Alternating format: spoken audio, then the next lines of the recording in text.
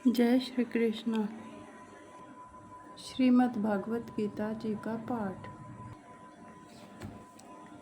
श्रीमद् भागवत गीता जी का 14वां अध्याय, गुणत्रय विभाग योग।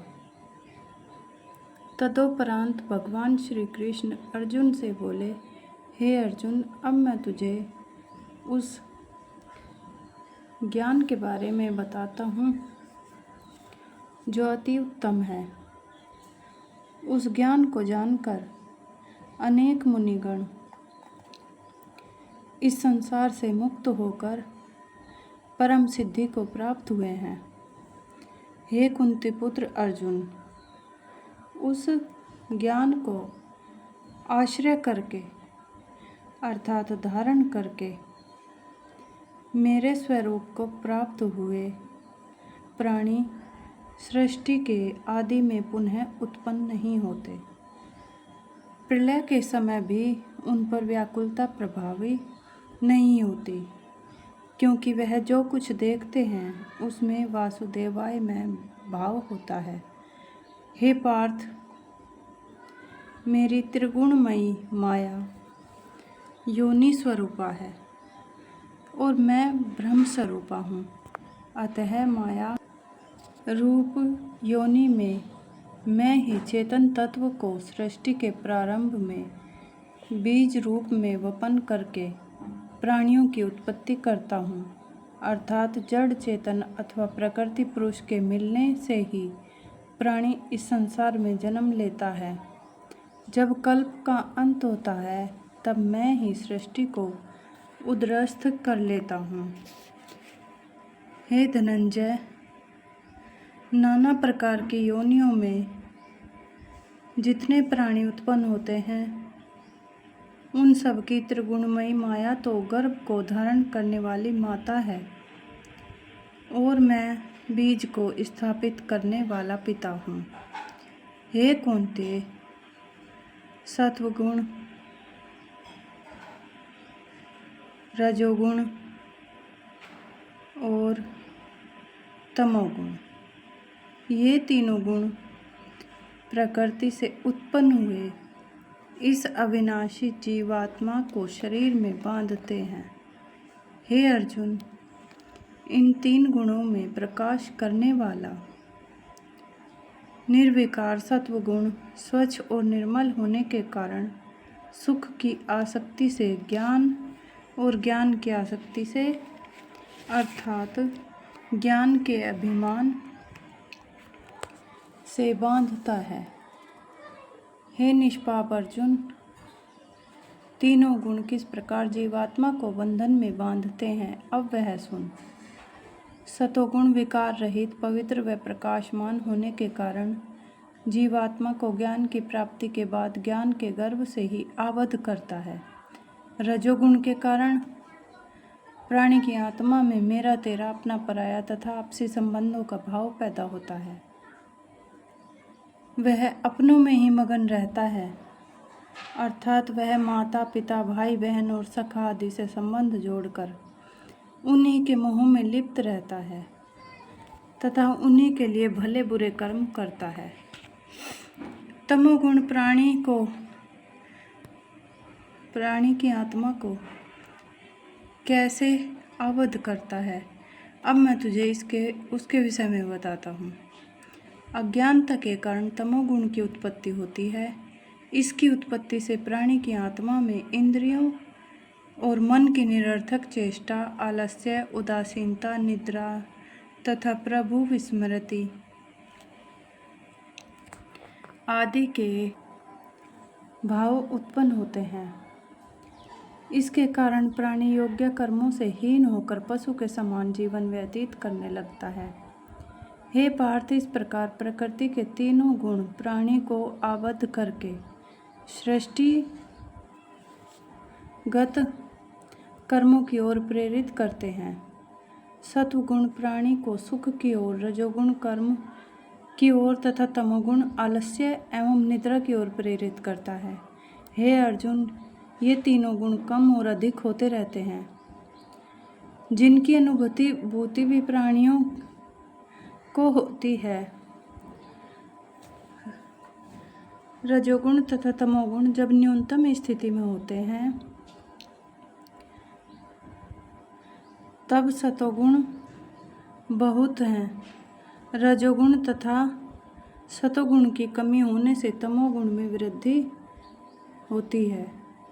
जब सतोगुण और तमोगुण न्यूनतम स्थिति में होते हैं उस अवस्था में रजोगुण की वृद्धि होती है। जब इस शरीर, हृदय एवं इंद्रियों में जागृत चेतन तत्व सक्रिय होता है उस अवस्था में सतोगुण में अधिक वृद्धि होती है।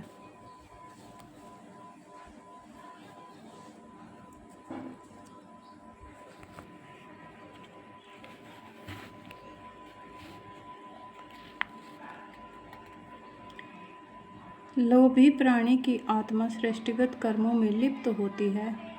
उसके मन तथा शरीर के रोम रोम में स्वार्थ की भावना काफ़ी प्रबल होती है।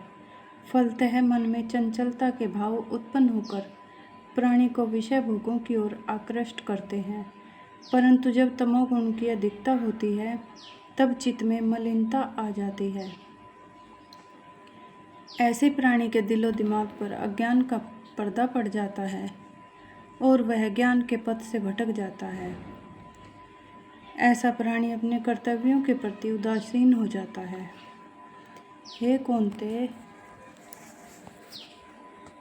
जब प्राणी अपनी देह का त्याग करता है उस समय उसमें जिस गुण की अधिकता होगी वह उसी योनि को प्राप्त होगा। यदि मृत्यु के समय उसमें सत्व गुणों की अधिकता होगी तब वह दिव्य स्वर्ग आदि लोकों को प्राप्त होगा। यदि प्राणी मृत्यु शैया पर पड़ा है और उसमें रजोगुण अधिक है तो वह कर्मों की आसक्ति वाले प्राणियों की योनि में पैदा होता है। यदि मृत्यु के समय तमोगुण अधिक बढ़े हों तो वह प्राणी मरने के पश्चात कीट, पशु आदि नीच योनि में जन्म लेता है, क्योंकि सात्विक कर्म के सात्विक अर्थात सुख, ज्ञान और वैराग्य आदि निर्मल फल माने गए हैं। राजस कर्म के फल दुख एवं कष्ट तथा तामस कर्म का फल अज्ञानता होता है। सत्व गुण से ज्ञान उत्पन्न होता है और रजोगुण से निसंदेह लोभ उत्पन्न होता है। इसी प्रकार तमोगुण से निद्रा आदि अंतःकरण की मोहिनी वृत्तियां ही उत्पन्न होती हैं और बुद्धि अज्ञान से भरी होती है।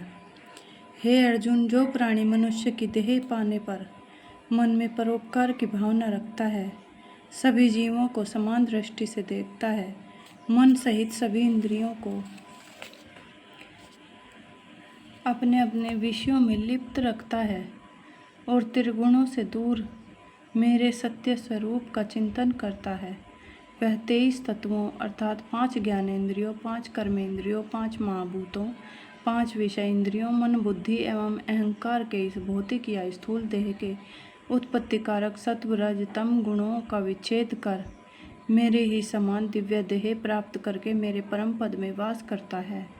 भगवान श्री कृष्ण के इन रहस्यमयी वचनों को सुनकर अर्जुन ने पूछा, हे नारायण, इन 3 गुणों वाला पुरुष किन किन लक्षणों से युक्त होता है? उसके आचरण किस प्रकार के होते हैं? इन 3 गुणों से मुक्ति पाने का उपाय क्या है?